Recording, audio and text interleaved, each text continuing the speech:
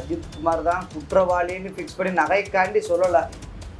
அவங்க வேற ஏதோ ஒரு காழ்ப்புணர்ச்சி காரணமாக அவங்க அஜித்குமாரை டார்கெட் பண்ணியிருக்காங்க. போலி குற்றச்சாட்டின் அடிப்படையில் அஜித் மேல என்ன காழ்ப்புணர்ச்சியில கொடுத்தாங்கன்னே தெரியல. அதாவது அவங்க நடந்த உண்மையை முற்றிலுமா மறைச்சிருக்காங்க அந்த எஃப்ஐஆர்ல. அஜித்குமார் நகை திருடியதாக நிகிதா கொடுத்திருக்கிற அந்த புகார், அதனுடைய எஃப்ஐஆருக்குமே ஒரு வேறுபாடு இருக்குது. இதுல 9.5 பவுன் நகை, 2500 ரூபாய் வந்து பணம் காணோம். இவங்க வெறும் 9.5 பவுன் நகை மட்டும்தான் குறிப்பிட்டிருக்கிறாங்களே. ஆய்வாளர் உத்தரவின் பேர்ல தான் நன்றாக விசாரிக்க சொல்லியிருக்காங்க. நன்றாக மீன்ஸ் அவனை அடிங்க, சொல்லாம சொல்ற 10வது தகுதியில வந்த ஒரு காவலர் விசாரணை பண்றதுக்கான அதிகாரம் எந்த சட்டத்துல இருக்கு? ஐபிசில இருக்கா, சிஆர்பிசில இருக்கா, இல்ல இப்ப புதிய பிஎன்எஸ், பிஎன்எஸ்எஸ், இல்ல இதுல எது இருக்கா? ஒரு காவலர் ஒரு திருட்டு குற்றத்தை விசாரிக்கிறா அதிகாரம் கொடுத்தது யாரு? காவலர்களுக்கு. அஜித்குமார் அவங்க விசாரிச்ச விசாரணையில உண்மையை ஒப்புக்கொண்டதாகவும் அவர் தான் கோயிலுக்கு கூட்டி போனதாகவும் சொல்றாங்க. நான் விசாரிச்ச வரைக்கும் அங்க என்ன சொன்னாங்க, எதுக்கு அந்த பையன் கோயிலுக்கு கூட்டி வந்திருக்கான்னு கேட்டா,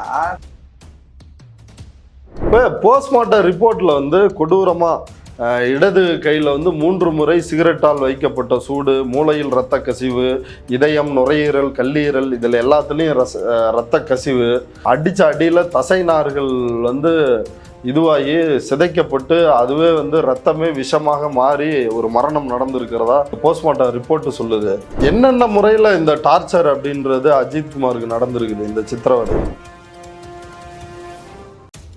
சாட்சியை கலைக்கிறதுக்கான அனைத்து நடவடிக்கையும் எடுத்துக்கிட்டு இருந்தாங்க.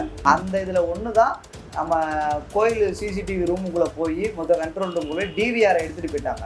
எஸ்ஐ ராமச்சந்திரன்றவர். இது இந்த பேர் உயர்நீதிமன்றத்தில் அறநிலையத்துறை ஏசி ரெக்கார்ட் பண்ணது. அந்த இடத்துல நான் போய் பார்த்தப்ப ஆச்சி மிளகாத்தூள் பொடி அங்கே கிடந்துச்சு. அதை நான் என்னோட கேமராவில் நான் பதிவு பண்ணியிருக்கேன். அது போஸ்ட்மார்ட்டம் ரிப்போர்ட்லையும் உறுதியாயிருக்கு, பயன்படுத்தியிருக்காங்கன்றது உறுதியாயிருக்கு. மறுநாள் விசாரணைக்கு அந்த இடத்துல விசாரணைக்கு வந்த ஏஎஸ்பி சுகுமார்ன்றவர் ஒரு சாக்கு பையில எல்லாத்தையும் அள்ளி போட்டு எடுத்துட்டு போயிருக்காரு. டிஎஸ்பி அவர் வேகமா ஆட்டோவை பிடிச்சி ஓடிட்டாரு விசாரணை முடிஞ்ச உடனே அப்படின்னு சொல்றாங்களே, என்ன நடந்துச்சு? விசாரணைக்கு விட்டு வெளியே வந்தாரு.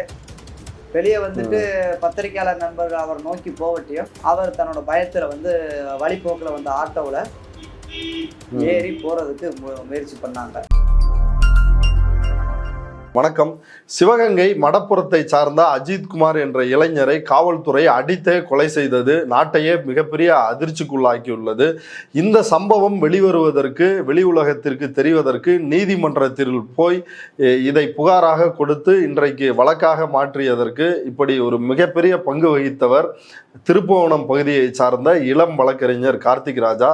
அவர் தான் இன்னைக்கு நம்மோட இணைந்திருக்கிறார். அவர் இந்த வழக்கு குறித்தும் இந்த வழக்கினுடைய பின்னணி குறித்தும் நம்முடைய உரையாட இருக்கிறார். வாங்க அவரோட பேசலாம். தோழர் வணக்கம். வணக்கம் தோழர். இந்த அஜித்குமார் காவல் சித்திரவதைக்கு ஆளாகி காவலர்களால் கொலை செய்யப்படுகிறார். இந்த சம்பவத்தில் நீங்க எப்படி இன்வால்வ் ஆகுறீங்க? உங்களுடைய பங்கும் உங்களுடைய நண்பர் கணேஷ்குமார் அவருடைய பங்கும் தான் இதுல ஒரு முக்கியமா பார்க்கப்பட்டது. இதுல நீங்க எப்படி இன்வால்வ் ஆனீங்க? இந்த வழக்கு எப்படி நான் உள்ளே வந்தேன் அப்படின்றது கேட்டோம்னா, இந்த வழக்கில் முக்கிய சாட்சியான சக்தீஸ்வரன் எனது உறவினர். அவங்களுக்கு எப்பயுமே நம்ம வழக்கு இங்கே நாங்கள் தான் பார்ப்போம். அந்த சம்பவம் நடந்தப்போ முதல்ல அவர் எனக்கு ஃபோன் பண்ணி தகவல் தெரிவித்தது எனக்கு தான்.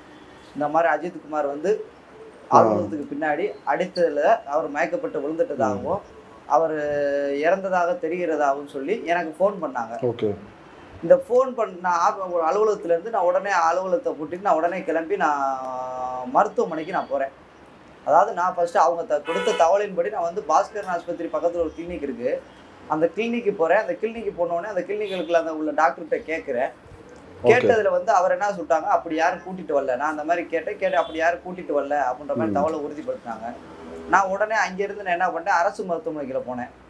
அரசு மருத்துவமனைக்குள்ள போனால் அப்போ தான் அவங்க அந்த டெம்போ, வெள்ளை கலர் டெம்போவில் வெளியேறினாங்க. நான் உள்ளே போக அவங்க வெள்ளை கலர் டெம்போ திருப்போணம் அரசு மருத்துவமனைக்குள்ள வெளியேறினாங்க. நான் உடனே உள்ளே போயிட்டு அங்கே சிகிச்சையிலேருந்து ஒரு 2 பேர் இருந்தாங்க. அந்த சிகிச்சையிலேருந்து 2 பேர்கிட்ட நான் கேட்டேன், இந்த மாதிரி காவலர்கள்னு யாரும் சொல்லி ஒரு நபரை தூக்கிட்டு வந்தாங்களா அப்படின்னு சொல்லி கேட்டேன். ஆமாம் அவங்க என்ன சொன்னாங்க, ஆமாம் ஒரு நபரை தூக்கிட்டு வந்தாங்க, டாக்டர் பரிசோதிச்சோன்னு சொன்னாங்க. சரி, டாக்டர் பரிசோதிச்சில் என்ன சொன்னாங்க அப்படின்ற கேட்டதுக்கு அவங்க பரிசோதனையில் இங்கே இறந்துட்டதா சொன்னாங்க. அதுக்கப்புறம் என்ன நடந்துச்சுன்னு நான் அவங்கள்ட்ட கேட்டதுக்கு அதுக்கப்புறம் மறுபடியும் அவங்க வந்து ஆட்டோவில் கூட்டிகிட்டு வந்து டெம்போவில் வந்து பாடியை ஏற்றிட்டு அவங்க கிளம்பிட்டாங்க அப்படின்ற தகவல் நான் உறுதிப்படுத்த வட்டியுமே நான் இங்கே வந்து சந்தைத்திடல்னு ஒரு இடம் இருக்குது, அங்கே வந்துட்டு இருந்துட்டு நான் என்ன பண்ணி நேராக என் நண்பரை ஒருத்தவனை கூட்டிகிட்டு நான் நேராக சம்பவ இடமான நான் மடப்புறம் பத்திரகாளி அம்மன் கோயில் அருகில் உள்ள உதவியாளர் அலுவலகத்தோட மாட்டு குட்டைக்கு நான் சென்ற உடனே நான் போய் அந்த கண்ணால் பார்த்ததை வந்து நான் என்னோட மொபைலில் எடுத்து ஜிபிஎஸ் கேமரா மூலமாக எல்லாமே ஃபோட்டோ எடுத்துட்டேன். அதாவது அங்கே கிடந்த தண்ணி கேனு, கம்பு, பைப்பு, கம்பி, மிளகாப்பொடி, ஆச்சி மிளகாப்பொடி தூள், உடஞ்ச இது, அந்த பையன் அடிச்ச இடத்துல யூரின் போன இடத்த எல்லாமே நான் ஜிபிஎஸ் கேமராவில் ஃபோட்டோ எடுத்துட்டு அதுக்கப்புறம் தான் நாங்கள் அந்த எவிடன்ஸை பூரா கலெக்ட் பண்ணி நாங்கள் பத்திரப்படுத்தி வச்சுருந்தோம். அதுக்கப்புறம் அவங்க வீட்டிலேருந்து வந்து காவல் நிலையத்துக்கு போயிருந்தாங்க. அஜித்குமாரோட அம்மாவும் மாலதியும் அந்த பையன் அஜித்குமாரோட தம்பி நவீன்குமாரும் மற்றும் அவங்க உறவினர்கள் எல்லாருமே சேர்ந்து இந்த தகவல் வந்து ஸ்ப்ரிட் ஆயிடுச்சு ஊரில் வந்து. ஏன்னா அவங்க ஊர்லேயே நடந்திருக்கு இந்த பையன் அப்படின்றப்போ ஊரே பார்த்துருக்கு இந்த மாதிரி இந்த பையனை உள்ளே கூட்டி போகிறப்ப நார்மலாக போலீஸ் கூட்டிகிட்டு போகிறதாகவும் வெளியே வரப்போ 4-5 பேர் சேர்ந்து ஆட்டோவில் ஏற்றி தூக்கிட்டு போகிறதையும் ஊரே பார்த்துட்டாலே அவங்க வீட்டுக்கு தகவல் சொல்லி வீடு எல்லாமே நேராக ஸ்டேஷன் காவல் நிலையம் போயிட்டு காவல் நிலையத்தில் அங்கேருந்து ஆய்வாளர்கிட்டையும் மிச்ச உயரதிகாரிட்டையும் தன்னோட மகன் எங்க அப்படின்னு கேட்டதுக்கு அவங்க எந்த ஒரு தகவலுமே சொல்லலை. சொல்லாமல் காலந்தாமதம் தான் படுத்துறாங்க. இருங்கம்மா அவன் இருக்காப்புல எந்த ஒரு தகவலுமே சொல்லாமல் காலந்தாமதம் படுத்துறாங்க. அதுக்கப்புறம் தான் அவங்க ஒரு நள்ளிரவுல போல தான் மாவட்ட கண்காணிப்பாளர் வந்து கூப்பிட்டு அவங்க அம்மாவையும் அந்த பையனோட தம்பியையும் கூப்பிட்டு இந்த மாதிரி உங்க பையன் இறந்துட்டான், அவன் வந்து நாங்கள் அரசு ராஜாஜி மருத்துவமனையில் வந்து பிணவரில் வச்சிருக்கோம் அப்படின்ற தகவலை அப்பதான் உறுதிப்படுத்துறாங்க. கேட்டு ரொம்ப நேரம் கழிச்சு காலதாமதப்படுத்திட்டாங்க தகவலை. அப்பதான் இது என்னைக்கு 27ஆம் தேதி எத்தனை மணிக்கு அஜித்குமாரை கூப்பிட்டு போனாங்க? அதாவது புகார் வந்து 27ஆம் தேதி கொடுக்குறாங்க. புகார் 27ஆம் தேதி புகார் கொடுத்ததா சொல்லி போடுறாங்க. அந்த மாலை தான், அதாவது திருப்போணம் காவல் நிலையம் வந்து விசாரிச்சு அனுப்பிச்சதாகவும் சொல்றாங்க. விசாரிச்சு அனுப்பிச்சதுக்கு அப்புறம் யார் உத்தரவின் பேர்ல உள்ள தனிப்படை காவலர்கள் வந்தாங்கன்னு தெரியல. இந்த தனிப்படை காவலர்களை பத்தி நான் சில விஷயங்கள் ஒன்று சொன்னோம். இது வந்து யார் ஓகே இல்ல அத பேசுவோம், அதுக்கு முன்னாடி இதை சொல்லுங்க, அதுக்கு பிறகு பேசுவோம். அதாவது உத்தரவின் பேர்ல அவங்க தான் உள்ள வந்து தூக்கிட்டு அவங்க தான் உள்ள வந்து இந்த கஸ்டடி எடுத்துட்டு போறாங்க. இது வந்து அவங்க உள்ள கஸ்டடி எடுத்துட்டு போய் தான் 27ஆம் தேதியிலிருந்து விசாரிக்கிறாங்க. இரவுல இருந்து 27ஆம் தேதி இரவுல இருந்து 28ஆம் தேதி மறுநாள் இரவு வரைக்குமே விசாரிச்சிருக்காங்க. அந்த பையன் இறக்குறதுக்கு முன்னாடி வரைக்கும் அந்த பையனை போட்டு விசாரிக்கின்ற பேர்ல அடிச்சு துன்புறுத்திருக்காங்க, சித்திரவதை பண்ணியிருக்காங்க. ஓகே, இப்போ நீங்க எந்த அடிப்படையில் வந்தீங்க? சக்தீஸ்வரன் அந்த நேரில் பார்த்த சாட்சி, அந்த வீடியோ எடுத்து அந்த 30 செகண்ட் வீடியோ எடுத்தவர், அவருக்காக வந்தீங்களா இல்ல இவர் அஜித்குமார் உங்களுடைய உறவினரா நண்பரா? அஜித்குமார் என்ன உறவினரோ அந்த பையன் எனக்கு தெரியும். அந்த பையன் வந்து நான் பார்த்திருக்கேன்.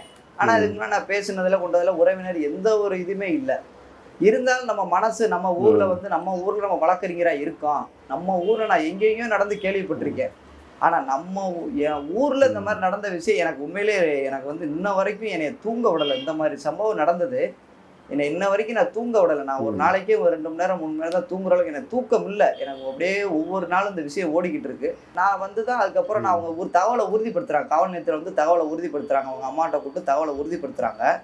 இறந்துட்டதா சொல்லி உறுதிப்படுத்துறதுக்கப்புறம் நான் தான் அவங்க அம்மாவையும் அவங்க நவீனையும் பக்கத்தில் உட்கார வச்சு என்ன நடந்துச்சுன்றதை கேட்டு அவங்க சொல்ல கம்ப்ளைண்ட் எழுதி சாட்சிகள் முன்னிலையில் அவங்க அம்மாட்ட படித்து காமிச்சு, அம்மா இதாம்மா புகாருன்ட்டு அவங்க நீங்கள் சொன்னதை நான் எழுதியிருக்கேன், இதாம்மா புகார்னு படித்து காமிச்சு அவங்க அம்மாட்ட கையெழுத்து வாங்கி அவங்க அம்மா தான் 2 மணியை போல் ஆய்வாளர் திருப்பூணம் காவல் நிலைய ஆய்வாளர் ரமேஷ்குமார்கிட்ட வந்து கொடுக்குறாங்க. 29ஆம் தேதி அதிகாலை, இது ஓகே ஞாயிற்றுக்கிழமை. ஆனா இங்க உள்ள திருப்பூணம் காவல் ஆய்வாளர் என்ன பண்ணாரு, நாங்க கொடுத்த கொலை குற்ற புகாருக்கான கம்ப்ளைண்ட் ரிஜிஸ்டர் பண்ணாம எஃப்ஐஆர் போடாம அதே டைமிங் இது அக்யூஸ்டா இருக்க தலைமை காவலர் கண்ணன்ட்ட ஒரு புகார் வாங்கின மாதிரியும்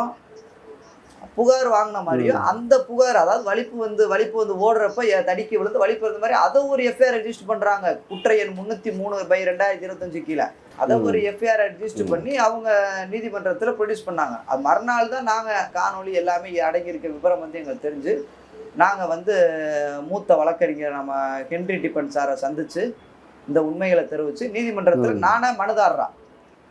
நானே மனுதாரராக நான் போய் எனக்கு பதில் மூத்த வழக்கறிஞர் ஹென்ரி டிபன் சார் ஆஜராகிற மாதிரி நானே மனுதாரராக நான் மனு போட சொல்லி மனு விசாரணைக்கு வந்து இப்போ வந்து நீதியரசர்கள் வந்து சிறப்பான ஒரு இடைக்கால உத்தரவை பிறப்பிச்சிருக்காங்க. இந்த சிறப்பான இடைக்கால உத்தரவின் பேரில் வந்து மதுரை மாவட்ட 4ஆம் கூடுதல் அமர்வு நீதிபதி அவர்கள் வந்து ஜான் சுந்தர்லால் சுரேஷ் அவர்கள் வந்து தன்னோட விசாரணையை வந்து 4 நாட்கள் அனைத்து சாட்சிகளையும் இதில் வந்த குறிப்பிட்ட சாட்சிகள் நீதிமன்றத்தில் நாங்கள் உயர்நீதிமன்றத்தில் நாங்கள் சொன்ன அந்த தகவலின் அடிப்படையில் சாட்சிகளை விசாரித்து உறுதிப்படுத்தியிருக்காங்க.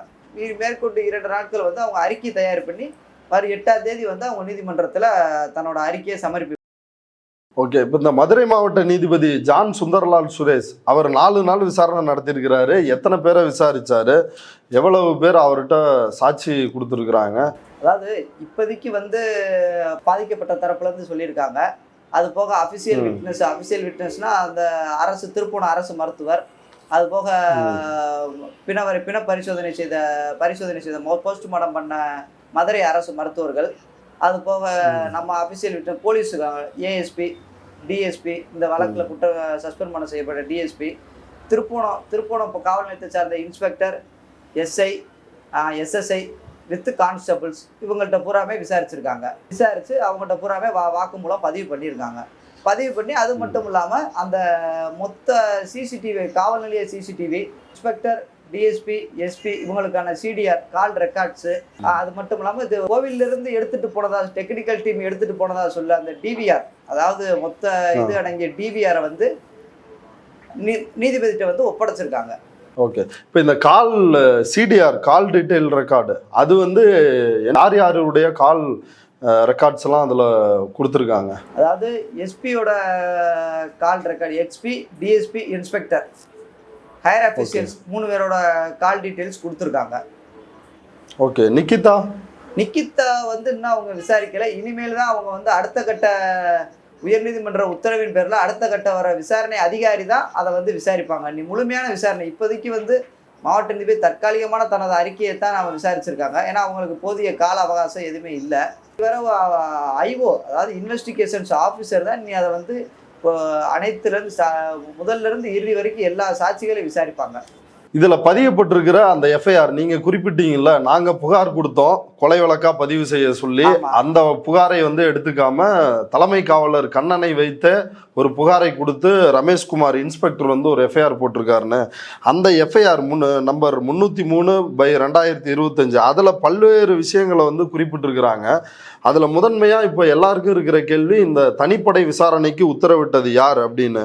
அதில் அவர் தலைமை காவலர் வந்து என்ன சொல்றாருன்னா, மானாமதுரை காவல் துணை கண்காணிப்பாளர் அவர்கள் உத்தரவின்படி அப்படின்னு தான் வந்து அந்த எஃப்ஐஆர் தொடங்கி இருக்கிறாரு. இதுக்குள்ள நாங்க இப்படி இன்வால்வ் ஆனோம் அப்படின்னு சொல்லி ஏற்கனவே திருப்புவனம் காவல் நிலையத்தில் விசாரித்திருக்கிறார்கள். அதுக்கு பிறகு வந்து எப்படி இது டிஎஸ்பி வரைக்கும் எப்படி போகுது? டிஎஸ்பிக்கு இந்த தகவல் எப்படி தெரிஞ்சிச்சுன்றது இன்னும் எனக்கு உறுதிப்பட தெரியல. டிஎஸ்பிக்கு இந்த தகவல் யார் சொன்னா, இந்த நகை புகார் பற்றி யார் சொன்னா, அதை அவங்களுக்கு யார் அழுத்தம் கொடுத்தா, இது எல்லாமே விசாரணையில் தெரிய வரும். டிஎஸ்பி எப்படி இந்த டீமை உள்ளே இன்வால்வ் பண்ண விட்டாரு, இது அதாவது ஸ்பெஷல் டீம் எஸ்ஐ தலைமையிலான ஒரு கான்ஸ்டபிள், எஸ்ஐ கூட இல்லை கான்ஸ்டபிள் தலைமையிலான டீமுக்கு வந்து எப்படி இந்த அளவுக்கு அதிகாரம் கொடுத்தாரு டிஎஸ்பி, எல்லாமே விசாரணையில் தெரிய வரும். இந்த வழக்கின் ஐஓ இன்வெஸ்டிகேஷன் ஆஃபீஸர் வந்து உள்ளே விசாரிக்கிறப்ப இந்த வழக்கான மொத்த உண்மையும் அப்போ தெரிய வரும். இப்போ இந்த எஃப்ஐஆருக்கும் அஜித் குமார் நகை திருடியதாக நிக்கிதா கொடுத்துருக்கிற அந்த புகார் அதனுடைய எஃப்ஐஆருக்குமே ஒரு வேறுபாடு இருக்குது. இதில் 9.5 பவுன் நகை 2500 ரூபாய் வந்து பணம் காணோம் அப்படின்னு எங்கள்கிட்ட புகார் வந்துச்சு அப்படின்னு இதில் அந்த தலைமை காவலர் கண்ணன் சொல்கிறாரு, டிஎஸ்பி சொன்னாருன்னு. ஆனால் இவங்க வந்து வெறும் 9.5 பவுன் நகை மட்டும்தான் குறிப்பிட்டிருக்கிறாங்களே. ஆமாம் 9.5 பவுன் நகை மட்டும்தான் குறிப்பிட்டிருக்காங்க. அதாவது நிக்கிதா கொடுத்த எஃப்ஐஆரை நீங்கள் பார்க்கணும்ட்டா இது முற்றிலும் போலி குற்றச்சாட்டின் அடிப்படையில் அஜித் மேல என்ன காழ்ப்புணர்ச்சியில கொடுத்தாங்கன்னே தெரியல. அதாவது அவங்க நடந்த உண்மையை முற்றிலுமா மறைச்சிருக்காங்க அந்த எஃப்ஐஆர்ல. நீங்க இந்த எஃப்ஐஆரை பார்க்கணும்னு நினைச்சீங்கன்னா இந்த எஃப்ஐஆர் கண்டென்ட் எல்லாம் உள்ள பாத்தீங்கன்னா முற்றிலும் இதை மறைச்சிருக்காங்க. அவங்க அந்த பையன் வீல் சேர் கேட்டேன், அவங்க அம்மாவுக்கு நடக்க முடியாதனால வீல் சேர் கேட்டேன்றது உலகம் அறிந்த உண்மை. அது அந்த தகவல்ல சொல்லவே இல்லை. அவங்க கொடுத்த புகார்ல எந்த ஒரு வீல் சேர் கேட்டதாகவும் அது எது ஒண்ணுமே சொல்லல. அதாவது அந்த பையன் வீல் சேர் கேட்டா அவங்க நக்கித்தான்றவங்க இங்க கொடுத்த அந்த வாக்குமூலத்துல பதிவு பண்ணியிருக்காங்க. அவங்க கொடுத்த அந்த வீடியோல வந்து வீல் சேர் கேட்டதாகவும் அது வெளியே வந்ததுக்கு அப்புறம் 500 ரூபாய் பணம் கேட்டு பிரச்சனை பண்ணதாகவும் சொல்லியிருக்காங்க அவங்க. ஆமா ஆனா அது எதுவுமே இந்த இந்த எஃப்ஐஆர்ல இல்லையே. ஆமா, இந்த புகார்ல வந்து ஒரு ரெனாவிட் குவீட் 4 சக்கர வாகனத்தில் மடப்புறம் காளி கோயிலுக்கு வந்தோம். அப்போது என் அம்மாவின் வயது முதிர்வினை பயன்படுத்தி அஜித்குமார் என்பவர் அறநிலையத்துறை சீருடை அணிந்து வந்து என்னிடம் உங்கள் காரை நான் நிறுத்தி வருகிறேன் என சொல்லி என்னிடம் வற்புறுத்தி காரை அவர் நிறுத்த சாவி கேட்டார். அதன் பின் நான் அவரிடம் எனது கார் சாவியை கொடுத்து விட்டு சாமி தரிசனம் முடித்து வந்து எனது காரின் உள்ளே சென்று பேக் எடுத்து பார்க்கும் பொழுது எனது பேக் உள்ளே இந்த செயின் வந்து காணாமல் போயிடுச்சு, 9.5 பவுன் அப்படின்றத வந்து அவங்க குறிப்பிட்டிருக்கிறாங்களே. இதில் வேற எந்த தகவலுமே இல்லை. இந்த ஒரே ஒரு இந்த 2 லைன் மட்டும்தான் வற்புறுத்தி அஜித்குமார் தான் வந்து வாங்கிட்டு போனாரு சாவியை அப்படின்ற தகவல் தான் இருக்குது. அது உண்மையா? இதுல எனக்கு எழுதுற கேள்வி என்னன்னா, அதாவது அறநிலையத்துறை சீருடை அணிந்து வந்து என்னிடம் காரை நான் நிறுத்தி வருகிறேன் என சொல்லி என்னிடம் வற்புறுத்தி காரை நிறுத்த சாவி கேட்டார். வற்புறுத்தி, அதாவது அறநிலையத்துறை அணிந்து வந்தாரு, அவர் அறநிலையத்துறை வேலை பார்க்கிறாருன்றத அவங்க எந்த ஒரு இது கன்ஃபார்ம் பண்ணல. வற்புறுத்தி சாவி கேட்டிருக்காங்களாம். வற்புறுத்தி சாவி கேட்டவங்கள்ட்ட நீங்க எதன் அடிப்படையில், நீங்க வந்து ஒரு பிஹெச்டி முனைவர் பட்டம் பெற்ற நீங்க ஒரு காலேஜ் ப்ரொஃபஸர், எதன் அடிப்படையில் அவங்க சாவியை கொடுத்தாங்க? வற்புறுத்தி சாவியை கேட்கிறாள்கிட்ட எதன் அடிப்படையில் அவங்க சாவியை கொடுத்தாங்க?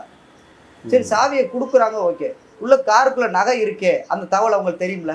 வற்புறுத்தி சாவியை கேட்கிறாள்கிட்ட காருக்குள்ள நகை இருக்கு, எல்லாத்தையும் எதுக்கு சாவியை கொடுத்தாங்க? அவங்க கார் எடுக்க கொடுத்தாங்க. அதுல வந்து அதாவது நிறைய குளறுபடிகள் இது எல்லாமே இருக்கு. சாவியை கொடுத்துட்டு, அதாவது இங்க என்ன சொல்றாங்கன்னா, நான் சாவியை கொடுத்துட்டு அவங்க நிப்பாட்டு மறுபடியும் சாவியை வாங்கிட்டு வந்தோடனே நான் கோயிலுக்கு முன்னாடி நான் பேக்கை பார்த்தேன்ற மாதிரி சொல்றாங்க அவங்களோட முதல் தகவல் அறிக்கையில. ஆனா கோயிலுக்குள்ள உள்ள நான் பார்த்தப்பே 9.5 பவுன் நகையை காணோம் அப்படின்ற மாதிரி அவங்க அங்கேயே வெளியே வந்து சாமி கும்பிட்டு வெளியே வந்தோன்னா பார்த்ததா சொல்றாங்க. ஆனா அவங்க கொடுத்த காணொலி, அவங்க கொடுத்த ப்ரெஸ் மீட்டிங்லாம் தான் போயிட்டு இங்க இருந்து கிளம்பி போயிட்டு நான் பாதி தூரத்துல அங்கே வச்சுதான் நான் பார்த்தேன். ஆமா, சாப்பிடலான்னு நினைச்சோம் நானும் எங்க அம்மாவும். அப்ப வந்து பேகை பார்த்தோம், பேக்ல வந்து நகை இல்லை, அதனால திரும்பி வந்தோம் அப்படின்றாங்க. அப்படின்னு அதாவது முன்னுக்கு பின் ஒவ்வொரு வாக்குமூலமும் முன்னுக்கு பின் முரணு. இதுல எந்த 500 ரூபாய் கேட்டு வாக்குவாதம் அதே இந்த எஃப்ஐஆர்ல வந்து இல்ல. இந்த எஃப்ஐஆர்ல வந்து இன்னொரு முக்கியமான கேள்வி என்னன்னா, காவல் நிலையத்திற்கு தகவல் கிடைத்த நாள் அப்படின்னு சொல்லிட்டு இந்த 302வது எஃப்ஐஆர் நகை திருட்டு எஃப்ஐஆர் நிக்கிதா கொடுத்த எஃப்ஐஆர்ல 28/6/2025 காலைல 10:30 அப்படின்னு சொல்லி அதுல வந்து குறிப்பிட்டிருக்கிறாங்க. ஆனா அவரை ஆக்சுவலா வந்து அவங்க கஸ்டடிக்கு எடுத்தது எப்ப? சட்டவிரோதமா இந்த அக்கரன்ஸ் இதெல்லாம் உங்களோட விலாவரியா சொல்றேன். அவங்க டேட் ஆஃப் அக்கரன்ஸ் சம்பவம் நடந்த நாள் வந்து 27/6/2025 காலையில 9 மணிக்குன்னு போட்டிருக்காங்க. இது 9 மணி காலைல 9 மணிக்கு. ஆனா அதே எஃப்ஐஆர் கண்டென்ட்டுக்குள்ள, அதாவது இன்று 27/6/2025 காலை 9 மணி அளவில் எனது வீட்டிலிருந்து நானும் என் அம்மா சிவகாமியும் கிளம்பணும்னு போட்டிருக்காங்க கார்ல. 9 மணிக்கு. அப்ப சம்பவம் நடந்துச்சா, கோயில்ல சம்பவம் நடந்துச்சா, இல்ல அவங்க வீட்டுல இருந்து கிளம்பி வந்தாங்க, வீட்டுல இருந்து கிளம்புனாங்களா? இதுல ஆனா சம்பவம் நடந்தது 9 மணின்னு தானே குறிப்பிட்டிருக்கு. ஆமா, சம்பவ அக்கரன்ஸ், அதாவது குற்ற நிகழ்வு. ஆமா, occurrence of the offence day and time இதுல எஃப்ஐஆர்ல இருக்கு. 9 மணிக்குன்னு போட்டிருக்காங்க. இதுல எல்லாமே மாறுபட்ட கருத்து. அதுவும் இல்லாம information received at PS police ஸ்டேஷனுக்கு எப்ப தகவல் வருது அப்படின்ற தகவல் நீங்க பாத்தீங்கன்னா மறுநாள் 28/6/2025 10:30க்கு தான் வருது. 10:30க்கு தான் உள்ள வருது. அப்ப இதுல எது உண்மை? தகவலையே இவ்வளவு நேரம் இதாச்சு. இதுக்கு இடையில CSR எப்ப போட்டீங்க? அது எந்த தகவலும் இல்லையே. இதற்கு இடையில CSR போட்டதா சொல்லி காமிச்சிருக்கீங்க, அது எந்த தகவலுமே இல்லையே. CSR ஆனா இதுல இவங்களோட எஃப்ஐஆர்ல இவ்வளவு குளறுபடி இருந்தாலும் இது வந்து மிக தெளிவா இதை உணர்த்துது. எஃப்ஐஆர் போடாமலேயே ஒருத்தரை வந்து அரெஸ்ட் பண்ணி அட்டாக் பண்ண ஆரம்பிச்சிருக்காங்க அப்படின்றது ரொம்ப தெளிவா. 28/6/25 தான் எஃப்ஐஆர் போட்டதா சொல்லி சொல்றாங்க. ஆனா 27 இரவுலயே அந்த பையனை நீங்க தனிப்படை காவலர்களை வந்து கஸ்டடி எடுத்துட்டாங்களே. தனிப்படை காவலர்கள் வந்து கஸ்டடி எடுத்திருக்காங்க. முத நாள் இரவே எஃப்ஐஆரே போடல. எஃப்ஐஆரே போடாம தனிப்படை காவலர் கஸ்டடி எடுத்திருக்காங்க. இந்த எஃப்ஐஆர்ல இன்னொரு முக்கியமான விஷயமா அறநிலைத்துறை சீருடை அணிந்து வந்து இவர் இந்த அஜித்குமார் தான் வற்புறுத்தி கார் சாவி கேட்டாரு, அதை மட்டும்தான் குறிப்பிட்டு இருக்கிறாங்க. ஆனா வந்து அங்கேயே அந்த சேரத்தல்ல இன்னொருத்தர் வந்தாரு அப்படின்றத வந்து பின்னாடி பேட்டிகளில் குறிப்பிட்டிருக்கிறாங்க. அதே போல அங்க அர்ச்சகர்கிட்டையும் வந்து கீயை அர்ச்சனை தட்டில் வச்சு கொடுத்துருக்குறாங்க. திரும்ப ரிட்டர்ன் கொடுக்குறப்ப அந்த கீ இல்லாமல் இருந்திருக்குது. அப்போ இன்னொரு ஸ்டாஃப் தான் வந்து அந்த கீயை இன்னொரு இடத்துல இருந்து எடுத்து கொடுத்துருந்துருக்காரு. அப்போ இது எல்லாமே குறிப்பிடப்படலை. ஆனால் அவங்க பேட்டியில் சொல்கிறாங்க எப்படி அஜித்குமார் தான் குற்றவாளின்னு இவங்க ஃபிக்ஸ் பண்ணுறாங்க. அதாவது அவங்க அஜித்குமார் தான் குற்றவாளின்னு ஃபிக்ஸ் பண்ணி நகைக்காண்டி சொல்லலை. அவங்க வேற ஏதோ ஒரு காழ்ப்புணர்ச்சி காரணமாக அவங்க அஜித்குமாரை டார்கெட் பண்ணியிருக்காங்க. எனக்கு தெரிஞ்ச வரைக்கும் நான் ஏன்னா இந்த எஃப்ஐஆர் இதெல்லாம் படிச்சு பார்த்துட்டு நான் இது பண்ண வரைக்கும், ஏன்னா இந்த பையன் மேல எந்த ஒரு குற்ற திருட்டு வழக்கோ, கொலை வழக்கோ, கொள்ளை வழக்கோ, இல்ல மோசடி வழக்கோ எது ஒண்ணுமே இல்லை. எது ஒண்ணுமே இல்லை. எதன் அடிப்படையில் அவங்க இது பண்ணாங்கன்னா அப்படி நான் பாக்குறப்ப அந்த அம்மா மேலதான் பல வழக்குகள் இருக்கு, பல குற்றச்சாட்டுகள் இருக்கு. அப்ப விசாரிக்க வேண்டியது யார? அந்த அம்மா நிக்கித்தான்றவங்க தான் விசாரிக்கணும். காழ்ப்புணர்ச்சி தான் இது வந்து முழுக்க முழுக்க வந்து காழ்ப்புணர்ச்சி காரணமா கொடுக்கப்பட்ட பொய் புகார் அடிப்படையில் பதியப்பட்ட வழக்கு. இல்ல என்ன காழ்ப்புணர்ச்சியா இருக்க போது? முன்பின் தெரியாத நபர் அஜித்குமார், நிக்கிதாவுக்கும் அஜித்குமாருக்கும் எந்த சம்பந்தமும் இல்லை. அப்படி என்ன காழ்ப்புணர்ச்சி? அதாவது ஒரு அந்த பையன் வந்து அஜித்குமார்ன்ற பையன் வந்து தற்காலிகமா ஒப்பந்த பெண்ணை வேலாக்குறாப்புல. அவருக்கு வந்து சம்பளம் எவ்வளவுனா வெறும் 7500 ரூபா. 7500 ரூபா. அந்த பையன் சக்கர நாற்காலிக்கு உதவி பண்ணிருக்கா, கொண்டு வந்து ஏத்தி அவர் தான் அந்த இதுல மேட்ல ஏத்திருக்காப்ல. ஏத்தி உள்ள குண்டை வந்து விட்டுட்டு மறுபடியும் வெளியே வரப்போ அவர் தான் உதவி பண்ணி காரு எல்லாம் கொண்டு அந்த அம்மாவை உட்கார வச்சு இது பண்ணிருக்காப்ல. அந்த இதுக்கு வந்து அவங்க ஏதோ ஒரு 500 ரூபா, 200 ரூபா, 500 ரூபா அவங்க வந்து கேட்பாங்க. அது எல்லா இடத்துலையும் நடக்கிறதா, இது ஒண்ணு இங்க புதுசா நடக்கிறது ஒண்ணும் இல்லை, எல்லா இடத்துலயும் நடக்கிறதா இது. அது கேட்கிறப்ப அம்மா நாங்க 5 பேர் இருக்கோம், எங்களுக்கு ஏதாவது ஒரு 500 ரூபா நான் கொடுங்க, ஆளுக்கு 100 ரூபா நான் எடுத்துக்கிறேன் அப்படின்றத அடிப்படையில் கேட்டிருக்கான். கேட்கிறப்ப ஏற்பட்ட வாக்குவாதம் தான், வேற எதுவுமே இல்லை. என்னட்டே நீ 500 ரூபா கேட்குறியா? நான் யாரு தெரியுமா?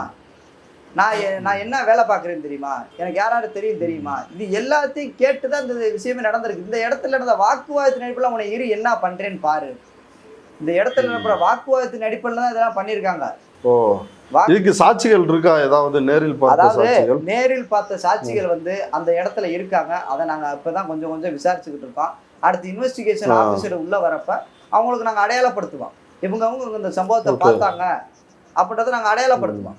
எஃப்ஐஆர் நம்பர் 303, அதாவது இந்த தலைமை காவலர் கண்ணன் கொடுத்த எஃப்ஐஆர் என்னென்ன நடந்துச்சு அப்படின்னு சொல்லிட்டு நாங்க வந்து ஒரு 9:30 மணி போல அஜித்குமாரை போய் விசாரணைக்கு வந்து கூப்பிட்டோம்.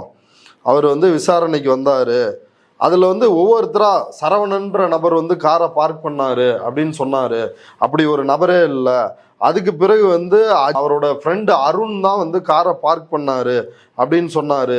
அருணை விசாரித்தோம். அருண் வந்து இல்லை, அவர் பொய் சொல்கிறாரு, கார் சாவி முழுக்க அஜித்துக்கிட்ட தான் இருந்துச்சு அப்படின்னு அவரும் சொன்னார். அதுக்கு பிறகு வந்து நவீனுக்கிட்ட இருக்கு, நகையை கொடுத்துருக்கேன் அப்படின்னு அஜித் சொன்னார். நவீனை விசாரித்தோம், அதாவது அவருடைய தம்பி, அவர் வந்து பொய் சொல்கிறாரு, எங்கள் அண்ணன்கிட்ட தான் வந்து நகை இருக்கும் அப்படின்னு அவர் சொன்னார். இப்படின்னு அடுத்தடுத்து ஒரு 2-3 நபர்களும் வந்து எல்லாருமே அவங்கள்ட்ட விசாரித்தோம், அஜித்குமார்கிட்ட தான் இருக்குன்னு அவங்களும் சொன்னாங்க. அப்படின்னு சொன்னதின் அடிப்படையில் இவங்க வந்து துணை காவல் கண்காணிப்பாளர்கள்ட்டையும் திருப்புவனம் காவல் ஆய்வாளர்கிட்டையும் தெரிவித்ததன் அடிப்படையில் அஜித்குமாரை நன்றாக விசாரித்து திருடிய நகையை மீட்குமாறு கூறினார்கள். அதாவது இதுல வந்து என்னன்னா, அவர் தலைமை காவலர் கண்ணன் இதுல வந்து அவரோட தனி இதை அவரே ஒத்துக்கொண்டுகிட்டாப்ல. அதாவது துணைக்காவல் கண்காணிப்பு மானாமரை துணைக்காவல் கண்காணிப்பான உத்தரவின் பேரில் ஆய்வாளர் உத்தரவின் பேர்ல தான் நன்றாக விசாரிக்க சொல்லியிருக்காங்க. நன்றாக தட் மீன்ஸ் அவனை வந்து அடிங்க சொல்லாம சொல்றது. நன்றாக இந்த வார்த்தையை நீங்க நல்லா புரிஞ்சுக்கணும். ஏன்னா சொல்லாம சொல்றாங்க, அவன் நல்லா விசாரிங்க அப்படின்றப்ப, அதாவது விசாரணைன்றது இவங்க பண்றதுக்கு யாரு? என்னை பொறுத்தவரைக்கும் நான் கேட்கிறேன், ஒரு காவலர் 10வது தகுதியில வந்த ஒரு காவலர் விசாரணை பண்றதுக்கான அதிகாரம் எந்த சட்டத்துல இருக்கு? ஐபிசில இருக்கா, சிஆர்பிசில இருக்கா, இல்ல இப்ப வந்த புதிய பிஎன்எஸ், பிஎன்எஸ்எஸ் இல்லை இதில் எது இருக்கா? ஒரு காவலர் ஒரு ஒரு திருட்டு குற்றத்தை விசாரிக்கிறா அதிகாரம் கொடுத்தது யார்? காவலர்களுக்கு. அது தனிப்படை காவலர்களுக்கு. அது எஸ்ஐ தலைமையில் உள்ள டீம் கூட கிடையாது, அது இன்ஸ்பெக்டர் தலைமையில் உள்ள டீம் கூட கிடையாது, வெறும் காவலர்கள். 10வது தகுதி தெருவில் வந்த காவலர்கள் அவங்க பூரா. அவங்களுக்கு எப்படி இது விசாரிக்கிறதுக்கான நடைமுறையும் உச்சநீதிமன்றம் உயர்நீதிமன்றம் கொடுத்துருக்க அந்த வழிமுறைகள் நடைமுறைகள் எப்படி தெரியும்? எதுவுமே தெரியாது அவங்களுக்கு. அவங்ககிட்ட விசாரிக்க சொல்லி அதிகாரம் கொடுத்தது யாரு? இந்த டிஎஸ்பிஸும் இன்ஸ்பெக்டர் தான் அதிகாரம் கொடுத்தோம்ன்றாங்க.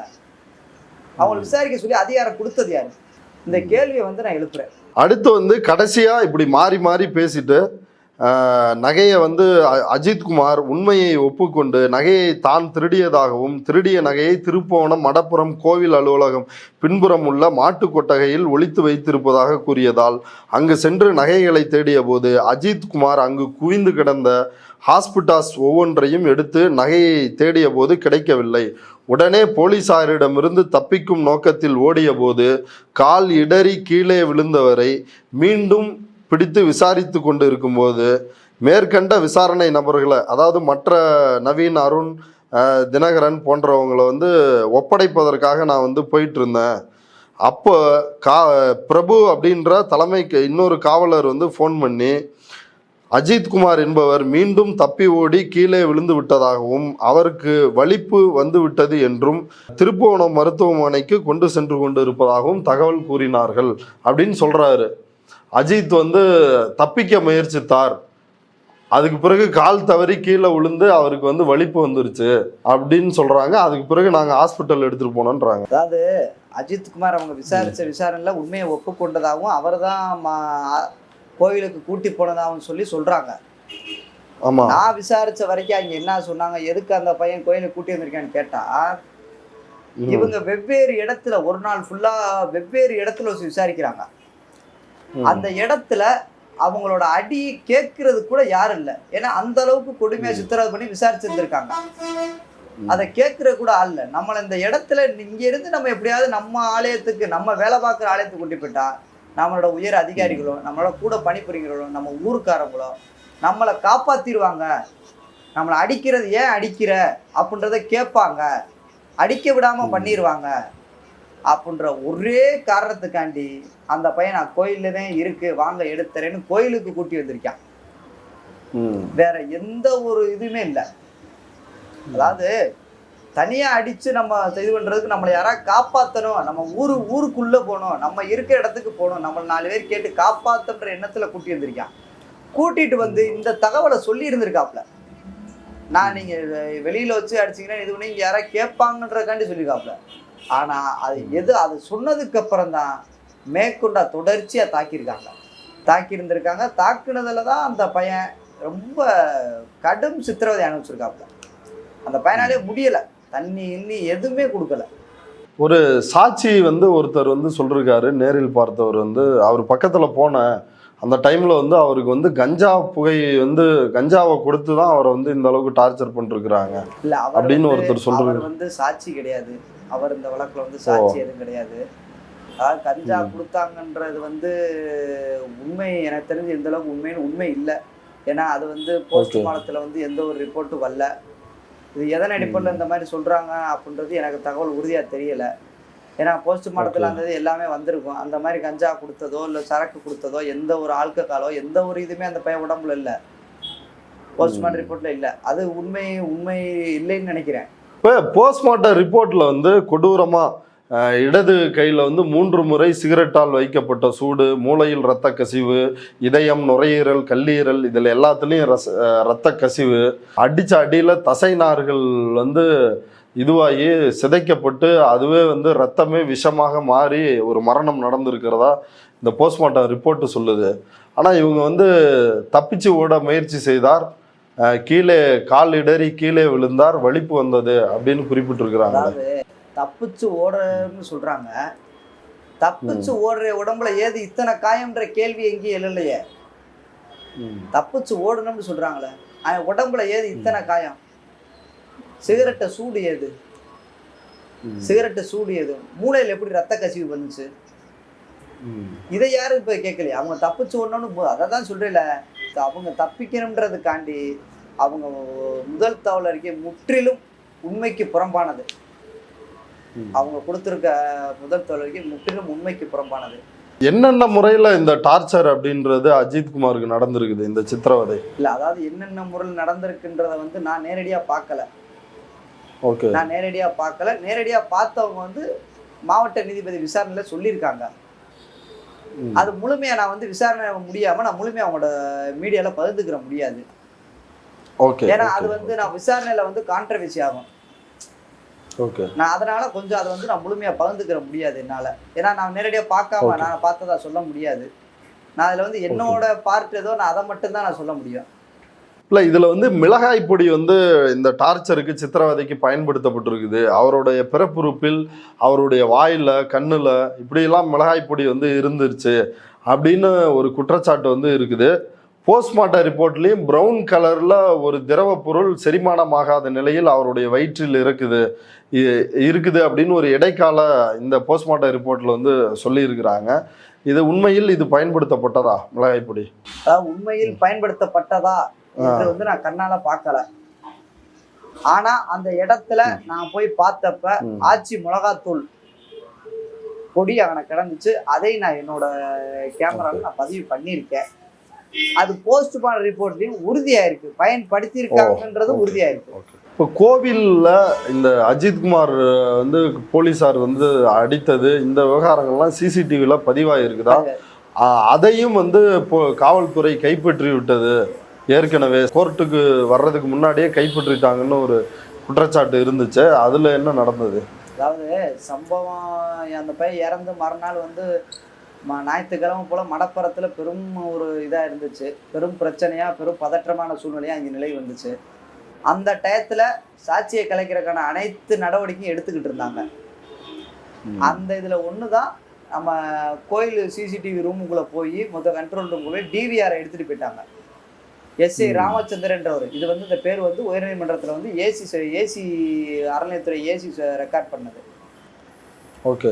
எஸ்ஐ ராமச்சந்திரன் எடுத்துகிட்டு போனதாக சொன்னதாகவும், அவங்க வந்து டெக்னிக்கல் டீம், அதாவது மானாமரை எஸ்பியோட டீமு, சிவகங்கை எஸ்பியோட டெக்னிக்கல் டீம் எடுத்துகிட்டு போனதாக சொல்லி அவங்க உயர்நீதிமன்றத்தில் பதிவு பண்ணியிருந்தாங்க. அதன் பேரில் வந்து மாவட்ட நீதிபதியோட 2ஆம் தேதி வந்து அந்த டிவிஆரை ஒப்படைச்சிட்டாங்க. ஒப்படைச்சால அனைத்து வீடியோவும் இருக்குது. இதில் என்னென்னா அந்த உதவி ஆணையர் அலுவலகத்தை கவர் பண்ணுற மாதிரி உள்ள D30 கேமராவில் வந்து அனைத்து பதிவுகளும் இருக்குது. அதை வந்து இப்போ நம்ம மாவட்ட நீதிபதி அவர்கள் கைப்பற்றி தன்னோட இதில் வச்சுருக்காங்க, பாதுகாப்பில் வச்சுருக்காங்க. நேரடியாக இவங்க தாக்குன வீடியோவே அந்த கேமராவில் பதிவாயிருக்கு. தாக்குன வீடியோ இல்லை, அந்த இது அந்த அளவுக்கு கவர் ஆகாது. மாட்டுக்கொட்டை பின்னாடி அந்த இது கவர் ஆகாது. அலுவலகத்தை நோக்கி கவர் ஆகும். அதில் வந்து நல்ல முறையாக அந்த பையனை நடந்து கூட்டி போகிறதையும், உள்ளேருந்து தூக்கிட்டு வர்றதையும், ஒரு 5-6 நபர்கள் சேர்ந்து தூக்கிட்டு வர்றதையும், தூக்கிட்டு வந்து ஆட்டோவில் ஏற்றுறதும் அந்த இதில் பதிவாயிருக்கு. இந்த மாட்டு தொழுவத்திலேயே அவர் அங்கேயே இறந்துடுறாரா? அதுக்கு பிறகுதான் தூக்கிட்டு வராங்களா? ஏன்னா ஆட்டோ டிரைவர் ஐயனார்ன்றவர் வந்து அவர் மயங்கிய நிலையில தான் அவரை தூக்கிட்டு வந்து ஆட்டோவில் படுக்க வச்சாங்க. மயங்கிய நிலை அது எனக்கு தெரியல, உறுதிப்பட நான் தகவல் சொல்ல. ஆனால் நம்ம திருப்போணம் அரசு மருத்துவமனையில் மருத்துவர் வந்து உறுதிப்படுத்தியிருக்காரு. மருத்துவர் கார்த்திகேயன்றவர் அங்கேயே பிராட் டெட் அப்படின்றத அவர் இறந்துட்டதா சொல்லி இங்கேயே உறுதிப்படுத்திட்டார். இவங்க அவர் இறந்த உடனே அரசு மருத்துவமனைக்கு எடுத்துட்டு போனாங்களா இல்ல தனியார் கிட்ட போய் பார்த்தாங்களா? அது வந்து எங்கே ஸ்டார்டிங் போனாங்கன்றது தெரியல. அது எதன் அடிப்படையில் நேராக அரசு மருத்துவமனை வந்தாங்களா இல்லை பாஸ்கர் ஆஸ்பத்திரி போயிட்டு அவர் மறுத்து வந்தாங்களான்றது உறுதியாக எனக்கு தெரியல. விசாரணையில் அது தெரிய வரும். அது வந்து விசாரணையில் அடுத்து வந்து விசாரணை அதிகாரிகளோட விசாரணையில் அது தெரிய வரும். இப்போ இதில் வந்து நீதிபதி ஜான் சுந்தர்லால் சுரேஷ் அவர் வந்து ஒரு இடைக்கால அறிக்கையை வந்து தாக்கல் செய்ய இருக்கிறார் 8ஆம் தேதி அன்னைக்கு. அவர் வந்து இந்த எஃப்ஐஆர்லேயே கண்ணன் சொல்லி இருக்கிற போலீஸ் கொடுத்த எஃப்ஐஆர்லேயே இன்ஸ்பெக்டர்கிட்டையும் டிஎஸ்பிகிட்டையும் நான் வந்து கேட்டேன். அப்புறம் டிஎஸ்பி தான் வந்து உத்தரவு கொடுத்தார் அப்படின்ற இப்படியான விஷயங்கள்லாம் தெளிவாக வந்து குறிப்பிடப்பட்டிருக்குது. டிஎஸ்பி, இன்ஸ்பெக்டர் இவங்கெல்லாம் வந்து விசாரிக்கப்பட்டாங்களா? எவ்வளவு நேரம் விசாரிக்கப்பட்டாங்க? ஆமாம், டிஎஸ்பி, இன்ஸ்பெக்டர் எல்லாமே விசாரிக்கப்பட்டாங்க. அவரோட விசாரணை வளையத்துக்குள்ள அனைவரும் இருந்தாங்க, விசாரிக்கப்பட்டாங்க. ஒவ்வொரு அவங்களுக்கான குறிப்பிட்ட டைம் வந்து விசாரித்தாங்க. இன்ஸ்பெக்டரை ஒரு குறிப்பிட்ட டைம் விசாரித்தாங்க, டிஎஸ்பியையும் விசாரிச்சாங்க, ஏஎஸ்பி இதில் சுகுமார் ஐஓவையும் விசாரித்தாங்க, இதுக்கு முன்னாடி இருந்த ஐஓவையும். இதுல இப்ப விசாரணைக்கு அதிக நேரம் டிஎஸ்பி கிட்ட மட்டும் 2 மணி நேரம் விசாரணை நடைபெற்றதாகவும் ரமேஷ்குமார் கிட்ட வந்து 3 முறை வந்து விசாரணை நடத்தியதாகவும் வந்து சொல்றாங்களே. ஆமா, அவங்களோட அவங்களோட பங்கு இதுல அதிகம்ல. இந்த குற்றம் நடந்ததுக்கான அவங்களோட, ஏன்னா அவங்க தானே இதுல சுப்பீரியர் ஆபீசரே. இதுல இன்ஸ்பெக்டர் தானே, இங்க உள்ள திருப்போணத்துக்கான மொத்த இது இன்ஸ்பெக்டர் தானே. அதாவது ஸ்பெஷல் டீம் யாரோட கண்ட்ரோல்? டிஎஸ்பி கண்ட்ரோல் தானே. இப்போ அவங்கள்ட்ட பார்ட்டு தானே அதிகமான கேள்விகள், அவங்களோட பார்ட்டு அதிகமாக இருக்குல்ல. நீதிபதியுமே அவங்களோட தானே அதிகமான கேள்விகள் எழுப்பியிருப்பாங்க. அதனால அவங்களோட பார்ட்டு அதிகம்ன்றனால அவங்கள்ட்ட அதிகப்படியான நேர விசாரணை நடைபெற்றிருக்கு அப்படின்ற தகவல் தெரியும். டிஎஸ்பி வந்து அவர் வந்து வேகமாக ஆட்டோவை பிடிச்சி ஓடிட்டாரு விசாரணை முடிஞ்ச உடனே அப்படின்னு சொல்றாங்களே, என்ன நடந்துச்சு? விசாரணைக்கு விட்டு வெளியே வந்தாரு. வெளியே வந்துட்டு பத்திரிகையாளர் நண்பர்கள் அவர் நோக்கி போவட்டியும் அவர் தன்னோட பயத்துல வந்து வழிபோக்கில் வந்து ஆட்டோவில் ஏறி போறதுக்கு முயற்சி பண்ணாங்க. இன்னொரு புறம் வந்து இதுல இந்த மாவட்ட உரிமையியல் நீதிபதி வெங்கடேஷ் பிரசாத் அவரும் வந்து விசாரணையை இதுல வந்து தொடங்கியிருக்காரு அப்படின்னு செய்திகள் வருது. அவரும் விசாரிக்கிறாரா? அவங்க தன்னோட வாக்குமூலத்தை பதிவு பண்ணணும்ல. சந்தேக மரணம்ன்ற அந்த ஒரு குற்றப்பிரிவு முதல்ல போட்டாங்களே, இப்போ வந்து PNS 196 கீழே போட்டிருக்காங்க. அதுக்கு கீழே அவங்களோட தன்னோட அறிக்கை என்னான்ட்டு அவங்க சமர்ப்பிக்கணும்ல. இப்போ நான் 8ஆம் தேதி உயர்நீதிமன்றமே நீங்கள் அந்த இதுக்கான என்ன அறிக்கை இதுக்கான எத்தனை வாக்குமூலங்கள் விசாரிச்சிங்க அப்படின்ற ஒரு கேள்வி எழுப்புனா, அவங்க நடுவர் ஐயா அவங்க தன்னோட அறிக்கையை சமர்ப்பிக்கின்றக்காண்டி அவங்க முக்கியமான சாட்சிகளை மட்டும் விசாரிச்சிருக்காங்க. இப்போ சாட்சிகளுக்கு வந்து மிரட்டல் இருக்குது, பாதுகாப்பு இல்லை, நீதிபதிக்கும் வந்து சரியான பாதுகாப்பு இல்லை, இதை விசாரித்த நீதிபதிக்கும் பாதுகாப்பு இல்லை, இப்படியான குற்றச்சாட்டுகள்லாம் வச்சிருந்தீங்களே, இப்போ அந்த என்ன மாதிரி நிலவரத்தில் இருக்கு? அதாவது உண்மையிலேயே இதுக்கு முன்னாடி இருந்ததில் பாதுகாப்பு இல்லை தான். சாட்சிகளுக்கும் சரி, நம்ம இந்த விசாரணையை நடத்தின நீதித்துறை நடுவர் ஐயாவுக்கும் சரி பாதுகாப்பு இல்லாத சூழ்நிலை தான் இருந்துச்சு. இப்போ நான் அதாவது ஒரு நீதித்துறை நடுவர் உங்களுக்கு வந்து தனி கார் வந்து கவர்மெண்ட் எதுவுமே கொடுக்கறதில்ல. இல்லை இந்த மாதிரி வழக்குகளுக்கு ஸ்பெசிஃபிக்காகவும் கொடுக்கறது இல்லை. இல்லை அவங்க தனியாக போகணும்னா தன்னோட சொந்த வெஹிக்கிள் இருந்தால் சொந்த வெஹிக்கிளில் போகலாம். இல்லாதவங்க அதே காவலர் வாகனத்தில் தான் போக வேண்டிய சூழ்நிலை. அப்படின்றப்ப எப்படி? அதுவும் இல்லாமல் அதே திருப்பணம் காவல் நிலையம் தான் அவருக்கு பாதுகாப்பும் அளிக்கணும். அதை விசாரணை பண்ணுற நடுவருக்கும் அதே திருப்பணம் காவல் நிலையம் தான் பாதுகாப்பு அளிக்கணும். இப்படி உள்ளின்றப்ப அவங்களுக்கு எப்படி அவங்க முழுமையாக விசாரிப்பாங்கன்ற நம்பிக்கை வருது நீதித்துறை மேலே. அதனால நாங்கள் வந்து உயர்நீதிமன்றத்தில் நீதியரசர்கிட்ட நாங்கள் சொல்லியிருந்தோம், இந்த மாதிரி வழக்குகளை ஸ்பெசிஃபிக்காக விசாரிக்கக்கூடிய நீதித்துறை நடுவர்களுக்கு வந்து தனி வெஹிக்கிள்ஸ், அதாவது சொந்த வாகனங்கள் வழங்கணும். அது போக அவங்களுக்கு வந்து பாதுகாப்பு தனியாக வேறு மாவட்டத்தை சேர்ந்த உயர் அதிகாரிகள் பாதுகாப்பு வந்து வழங்கணும் அப்படின்றத சொல்லியிருந்தோம். அது போக இதில் சாட்சிகளான இப்போ இந்த சக்தீஸ்வரன் இவங்களுக்கு பூராமே, அதாவது நேரடியாக வரலன்னாலும் ஒரு சுற்றி விட்டு 2-3 பேர் மூலியமா சுற்றி விட்டு வர்றது. அந்த பையன் ஏன் இப்படி பண்ணுறாப்புல, அவரை பார்த்து இருக்க சொல்லுங்கள், ஏன் தேவையில்லாமல் இது பண்ணால் அவருக்கு தான் பிரச்சனை அப்படின்றப்ப அந்த சாட்சிகளுக்கு என்ன அச்சம்தான் வரும். இப்போ இந்த சக்தீஸ்வரனுக்கே இந்த அச்சம் வருதுன்னா, சாதாரண மனுஷன், அதாவது அவர் கொஞ்சம் தைரியமான ஆள், அவருக்கே இந்த அச்சம்னா சாதாரண மனுஷன், அதாவது அவங்க அஜித்குமாரோட அம்மாவோ அவன் தம்பியோ மிச்சம் அந்த கோயில் உள்ள அந்த ஊழியர்கள், அந்த காவலர்கள், சேர்ந்து வேலை ஆகிற காவலர்களோ எப்படி அவங்க நேரடியாக சாத்தி சொல்லுவாங்க? அதை பாதுகாக்க வேண்டியது யாரு? இந்த அரசாங்கம் இல்லையா? இந்த அரசாங்கம் அவங்களுக்கான பாதுகாப்பு கொடுக்கணும்ல. இது வழக்கில் நடவடிக்கை எடுக்கிறீங்க, பரவாயில்ல, அவங்க விட்னஸ்க்கான பாதுகாப்பு என்ன கொடுத்துருக்கீங்க? அது ரொம்ப முக்கியம் இல்லையா? நீங்க டிஜிபிக்கு புகார் கொடுத்துருந்தீங்களா, அதுக்கு பிறகு என்ன நடந்துச்சு?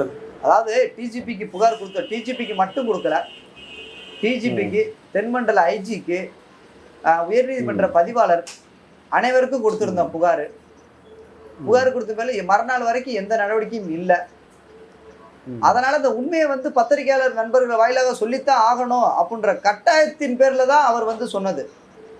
எனக்கு பாதுகாப்பு இல்லாத சூழ்நிலை இருக்கு அப்படின்றத கட்டாயத்தின் பேர், உண்மையை வெளிக்கொண்டு தான் ஆகணும், நான் புகார் கொடுத்து எந்த நடவடிக்கை இல்லை, எனக்கு பாதுகாப்பு அளிக்கணும் அப்படின்றதுக்காண்டி கட்டாயத்தின் பேர்ல நாங்கள் சொன்னதுனால இப்போ வந்து தற்போது இருக்கும் மாவட்ட எஸ்பியோ தென்மண்டல ஐஜியோ ராமநாதபுரத்தை சேர்ந்த ஆயுதப்படை காவலர்களிலிருந்து 2 ஆயுதமேந்திய காவலர்களை வந்து சுழற்சி முறையில் பணிக்கு பாதுகாப்புக்கு கொடுத்துருக்காங்க. அஜித்குமாருடைய அந்த கொலைக்கு அடிப்படை காரணமாக இருக்கக்கூடியது இந்த நிக்கிதாவினுடைய புகார். இந்த புகார் வந்து ஒரு ஈகோவால் கொடுக்கப்பட்ட புகார், ஒரு காழ்ப்புணர்ச்சியால் கொடுக்கப்பட்ட புகார் அப்படின்னு வந்து நீங்க குற்றம் சாட்டுறீங்க. ஆனா அந்த அம்மையாரை தற்போது வரை வந்து விசாரிக்கலையே, நீதிபதியும் வந்து விசாரிக்கிற, காவல்துறையும் எந்த விதமான நடவடிக்கையும் வந்து அவங்க மேல வந்து எடுக்கல. அந்த அம்மாவை விசாரிக்க வேண்டியது, அதாவது இது வரைக்கும் அந்த ஏஎஸ்பி சுகுமார்ன்றவரை விசாரிச்சாங்க. அவங்க இது வரைக்கும் விசாரிக்கல. அதுக்கப்புறம் வந்து ஏஎஸ்பி சுகுமார் தன்னோட வழக்கு கோப்புகளை பூரா மாவட்ட நீதிபதிட்ட ஒப்படைச்சிட்டாங்க. இதுக்கப்புறம் இந்த அறிக்கைக்கு அப்புறம் தான் விசாரணை வளையத்துக்குள்ள அந்த நிக்கிதான்ற அம்மா வருவாங்க. விசாரணை வளையத்துக்குள்ள யார் இந்த வழக்கை விசாரணை அதிகாரி யாரோ அவங்க அந்த அம்மாவுக்கு சம்மன் போட்டு விசாரிப்பாங்க நம்புறேன். இப்ப இதுல நீங்க அந்த மாட்டு கொட்டகையில் நீங்க போய் அங்க புகைப்படம் எடுத்தது, மிளகாய் பொடி இருந்தது, இப்படியான விஷயங்கள்லாம் நீங்க வந்து குறிப்பிட்டு இருக்கிறீங்க.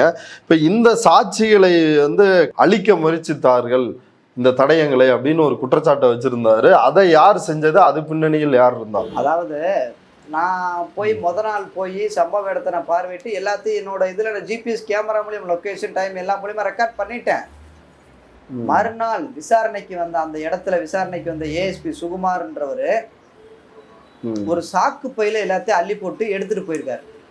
அதை வந்து நாங்கள் உயர்நீதிமன்றத்தில், அதாவது அதை எடுத்துட்டு போயிருக்காரு. அந்த எடுத்துட்டு போனதை வந்து அவர் எந்த ஒரு மகசரில் காமிக்கவே இல்லை.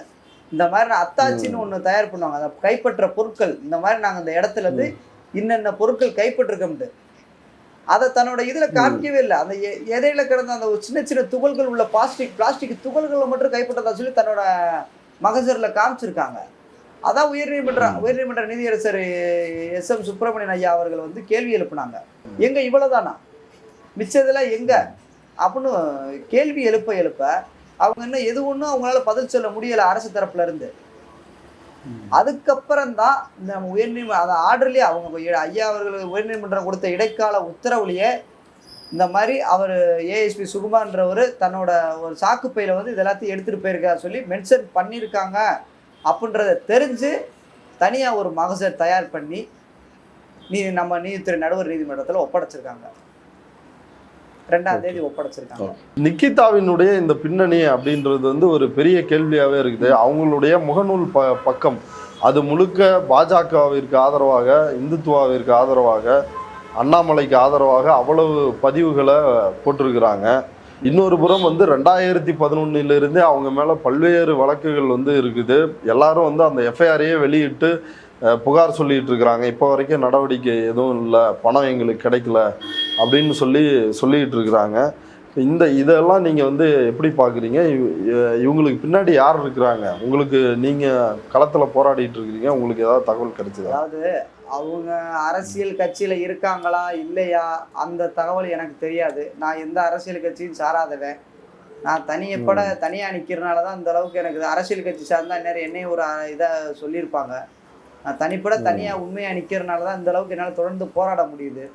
அரசியல் கட்சி சம்பந்தமாக எந்த ஒரு யார் எந்த இது சம்பந்தமாக அது எனக்கு தெரியாது.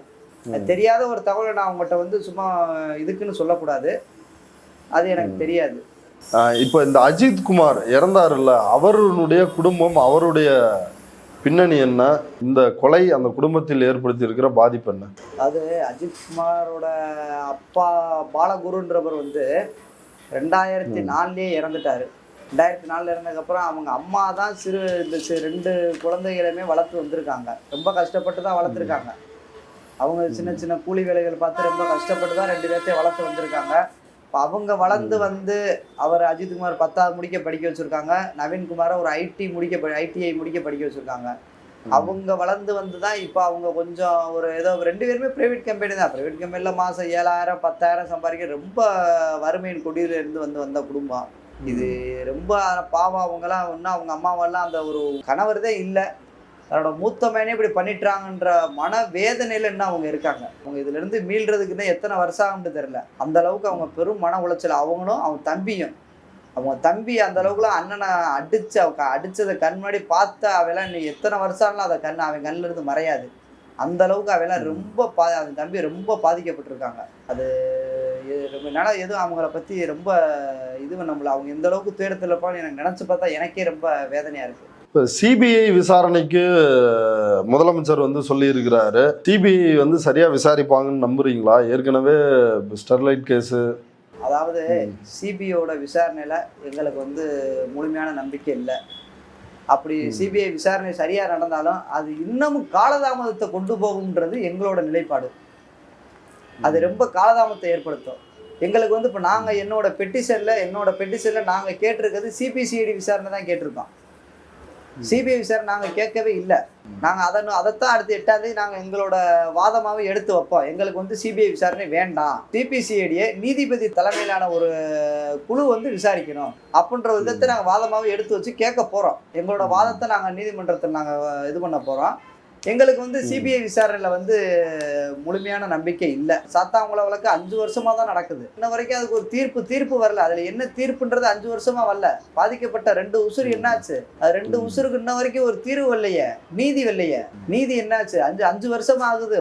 ஒரு வழக்க விசாரணை முடிச்சுக்கிறதுக்கு இவ்வளவு பெரிய இஷ்யூவான ஒரு சாத்தாங்குளத்தில் இருந்த இவ்வளவு பெரிய கோவிட் இருந்த இவ்வளவு பெரிய இஷ்யூவை 5 வருஷமா தான் என்ன நடக்குது? இன்னும் அதுக்கான ஒரு நீதி வரலையே. எங்களுக்கு வந்து நாங்கள் சிபிஐ விசாரணை நாங்கள் வேணாம்ன்ற ஒரு நிலைப்பாட்டில் இருக்கோம். இப்போ ஏற்கனவே குறிப்பிட்டிருந்தீங்க இந்த பேட்டியில், இந்த தனிப்படை காவலர்கள் இவங்களை பற்றி சொல்கிறதா? இவங்களுடைய பின்னணி என்ன? அதாவது இவங்க ஒரு 6 பேர் இருக்காங்க. ராஜா, ராமச்சந்திரன், இவங்க உட்பட கண்ணன், சங்கரமணிகண்டன், பிரபு. இவங்களோட பின்னணி என்ன சார்? அது தனிப்படை காவலர்கள் இருக்காங்க தெரியுமா? இவங்க வந்து கிட்டத்தட்ட ஒரு 10 வருஷமாக்கு தொடர்ச்சியாவே இவங்க யாருமே யூனிஃபார்மே போடுறது கிடையாது. எந்த ஒரு அலுவலக பணிகளோ காவல் நிலைய பணிகளோ எது ஒன்றும் செய்யறது கிடையாது. இவங்க டீம் வந்து ஒரு ஸ்பெஷல் டீம்ன்றது, தனிப்படைன்றது ஒரு வழக்கை பொறுத்து தான் அந்த சுப்பீரியர் ஆஃபீஸர் அதை ஃபார்ம் பண்ணுவாங்க. ஆனா இந்த டீம் பெர்மனண்டாவே இருக்கு. அன்அபிஷியலா அங்கீகரிக்கப்படாத அன்அபிஷியல் டீம், ஸ்பெஷல் டீம் பெர்மனண்டாவே ஃபார்ம் பண்ணியிருக்காங்க.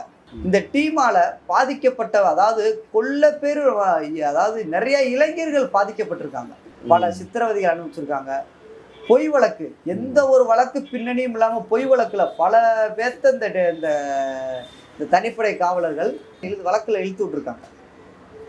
எந்த ஒரு இதுவுமே இல்லை, சம்பந்தமே இல்லாதெல்லாம் கொண்டு வந்து கஞ்சா கேஸ் போட்டு இழுத்து விட்டதெல்லாம் நான் நேரடியாக இங்கே வழக்கு நீதிமன்றத்தை நான் பார்த்துக்கிட்டு இருக்கேன். சம்பந்தமே, எந்த ஒரு குற்றப்பிரிவினையில சம்பந்தமே இல்லை. எவனே ஒருத்தர் தேடி போய் அவன் கிடைக்கிற அப்போ நீ வா அப்படின்ற அந்த அளவுக்கு இந்த டீம் வந்து பல விஷயங்கள் பண்ணியிருக்காங்க. இந்த டீம் வந்து பெர்மனண்டாகவே ஃபார்ம் பண்ண ஒரு டீம் மாதிரி இந்த டீம். ரொம்ப வருஷமா யூனிஃபார்மே போடாமல் எப்படி நீங்கள் இருக்கீங்க? உங்களை எப்படி இந்த உயரதிகாரிகள் உங்களை எப்படி அனுமதிச்சாங்க? இதில் எப்படி அனுமதிச்சாங்க? இத்தனை வருஷமா நீ யூனிஃபார்ம் போடாமல், இது வரைக்கும் நான் அந்த டீமுகளை யூனிஃபார்ம் போட்டு நான் பார்த்தவே இல்லையே. எப்படி உங்களை அனுமதிச்சாங்க? இது உயரதிகாரிகளோட தெரியாதா? இல்லை அவங்க தெரிஞ்சதே உங்களை அனுமதிச்சாங்களா? இந்த வழக்கினுடைய அடுத்த கட்டம் அப்படின்றது என்னவா இருக்கும்? அடுத்து என்ன நடக்க இருக்கு? இந்த வழக்கினுடைய அடுத்த கட்ட விசாரணை என்பது 8ஆம் தேதி மாவட்ட நீதிபதி ஜான் சுந்தர்லால் சுரேஷ் ஐயா அவர்கள் தாக்கல் செய்த அறிக்கையின் அடிப்படையில் உயர்நீதிமன்ற நீதியரசர் 20 அடங்கிய அமர்வில் உள்ள நீதியரசர்கள் இந்த வழக்கில் உள்ள வழிகாட்டுதல், இந்த வழக்கு எந்த போக்கில் போக வேண்டும், யார் விசாரிக்க வேண்டும், இந்த வழக்கை யார் சிபிஐயா சிபிசிஐடியா யார் தலைமையிலான குழு விசாரிக்க வேண்டும், எத்தனை நாட்களுக்குள் விசாரிக்க வேண்டும், எந்த நீதிமன்றத்தில் இந்த வழக்கு இறுதி அறிக்கை தாக்கல் செய்யப்பட வேண்டும், எந்த நீதிபதி விசாரிக்க வேண்டும், எத்தனை நாட்களுக்குள் விசாரணையை முடித்து தீர்ப்பு சொல்ல வேண்டும் என்ற ஒரு வழிகாட்டுதல்களை 8ஆம் தேதி வழங்குவாங்க என்று நம்புகிறேன். இதுல வந்து அஜித் குமார் அவர் மட்டும்தான் வந்து பாதிக்கப்பட்டவரா, இல்ல மற்றவர்கள் நிலைமை என்ன? மற்றவங்க எல்லாருமே பாதிக்கப்பட்டிருக்காங்க. இதுல வந்து அடி வாங்கின அருண்குமாரோ நவீன்குமாரோ எல்லாருமே பாதிக்கப்பட்டிருக்காங்க. இதுல அவங்களும் இப்ப வலிக்குதுன்னு சொல்றப்ப அவங்களுமே உள்ள இன்ஜுரிஸ் இருக்கு. இப்ப அவங்களுக்குமே இப்ப இன்ஜுரிஸ் நிறைய காயங்கள் இருக்கு. அவங்களுக்குமே தகுந்த சிகிச்சை அளிக்கணும், முழு பரிசோதனை பண்ணணும். இந்த இதுல வந்து அவங்க எந்த அளவுக்கு பாதிக்கப்பட்டிருக்காங்க அப்படின்றத நம்ம சிகிச்சையில தான் தெரியும்.